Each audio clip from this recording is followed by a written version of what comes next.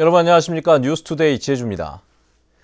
이번 세월호 침몰 사고는 적재 기준보다 많은 화물을 실은 것이 주요 원인으로 꼽히고 있습니다. 그런데 선적되는 대부분의 화물차들이 화물칸을 개조해 불법 과적을 일삼으면서 사고 위험을 높이고 있습니다. 박주연 기자가 취재했습니다. 카페리 여객선 앞에 짐을 가득 실은 화물차들이 길게 늘어서 있습니다.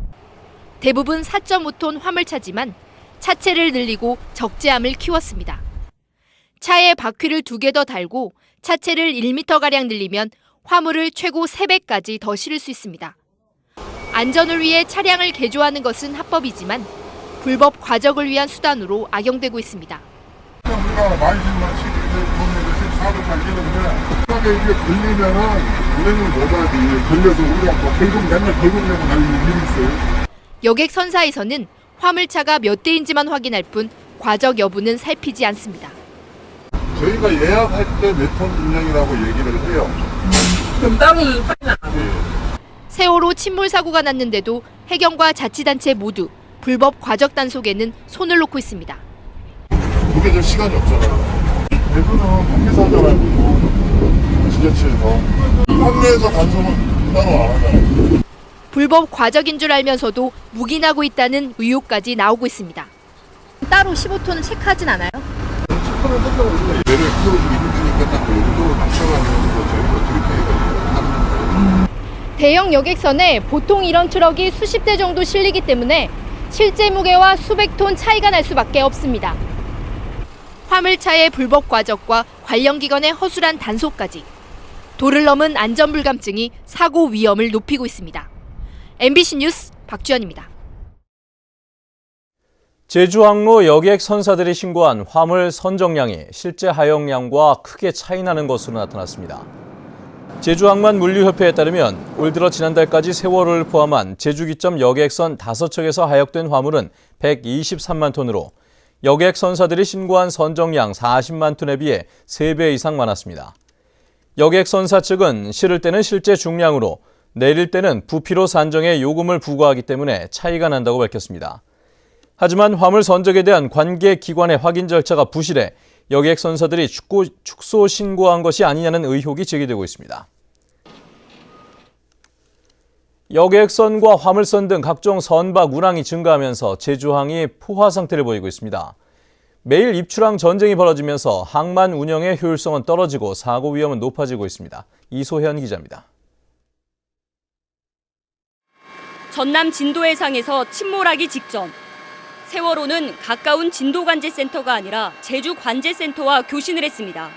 항무제주 세월호 가고 있습니까? 예, 세월호 항무제주. 타이밍이랑 연락해 주시죠. 벌써 이유가 지금 넘어가 있습니다. 세월호 선원들은 목적지가 제주여서 교신 주파수가 제주관제센터가 쓰는 채널에 맞춰져 있었다고 밝혔습니다.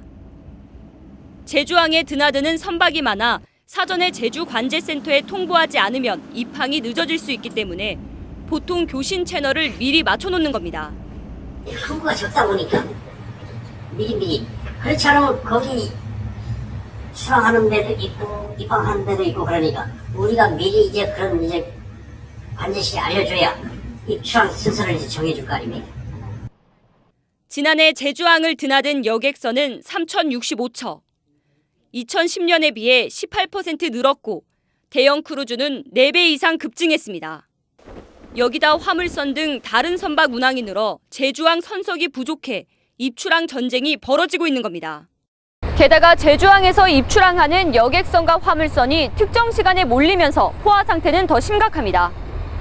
특히 제주항의 입구가 좁은 데다 여객선과 화물선, 관공선, 해경 경비함이 함께 이용하기 때문에 사고 위험은 높고 항만 운영의 효율성은 크게 떨어지는 실정입니다.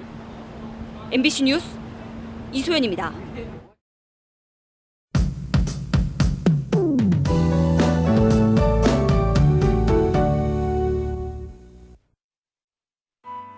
네, 주말에는 오늘 아침 기온이 크게 올라있지만 낮부턴 기온이 다시 제자리를 되찾겠습니다. 오후부터는 강한 바람과 함께 차차 흐려져 밤부터 비가 시작되겠고요. 비의 양은 5mm 미만으로 많지 않겠습니다. 내일은 나가실 때 우산 꼭 챙기셔야겠는데요. 예상되는 비의 양은 20에서 60mm, 산간에는 80mm 이상의 폭우가 쏟아지겠고요. 비가 내리면서 서늘한 날씨를 보이겠습니다. 다음은 자산 지역별 날씨입니다. 오늘은 대체로 구름 많다가 점차 하늘빛이 흐려지겠습니다. 북부적의 아침 기온은 어제 같은 시각보다 조금 높지만 낮 기온은 어제보다 3도가량 내려가겠습니다. 서부적의 현재 기온 17도에서 19도, 낮 기온은 21도가 예상됩니다. 네, 남부적은 아침에는 평년 기온을 4도가량 웃돌다 낮부턴 점차 평년 수준의 기온을 유지하겠습니다. 동부적의 기온 13도로 출발해서 낮 기온은 20도까지 오르겠습니다. 네, 성판악의 기온 12도 가리키고 있는데요. 비가 내리기 전까지는 대기가 무척 건조한 만큼 산불이 나지 않도록 불씨 관리 철저히 하셔야겠습니다. 첨지역의 현재 기온 17도 내외, 낮 기온은 20도에서 21도를 보이겠습니다. 오늘 낮 남쪽 먼바다에는 풍랑 예비 특보가 내려진 가운데 물결이 점차 높게 일겠고요. 안개가 끼는 해역도 있어 해상 활동에 주의하셔야겠습니다. 현재 제주공항에는 윈드시어 특보가 내려져 있고요. 그 밖의 공항 흐리거나 구름 많은 모습입니다. 네, 비는 다음 주 월요일까지 이어진 뒤 점차 그치겠고요. 그 밖의 날은 구름만 지나면서 대체로 맑겠습니다. 날씨였습니다. 제주와 중국 사이 항공 노선이 늘어납니다. 국토교통부는 중국과의 항공회담에서 우리나라와 중국 사이에 17개 노선을 개설하기로 합의했다고 밝혔습니다. 제주 노선인 경우 중국 시안, 난닝 등 4개 노선에 일주일에 3회씩 항공기가 왕복 운항됩니다. 제주와 중국 사이에는 현재 15개 노선의 정기편이 운항하고 있는데 항공 노선 확대에 따라 중국인 관광객 유치에 큰 도움이 될 것으로 예상됩니다. 오늘 오전 5시 20분쯤 서귀포시 표선면 하천리 번영로에서 승용차가 앞서가던 경운기를 들이받아 경운기를 운전하던 60대 추정 남성이 병원으로 옮겨졌으나 숨졌습니다.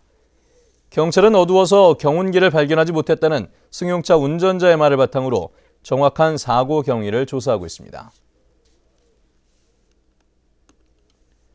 택시 승객의 탑승 시간과 위치 정보를 보호자에게 실시간 문자로 알려주는 안심 귀가 서비스가 7월부터 실시됩니다.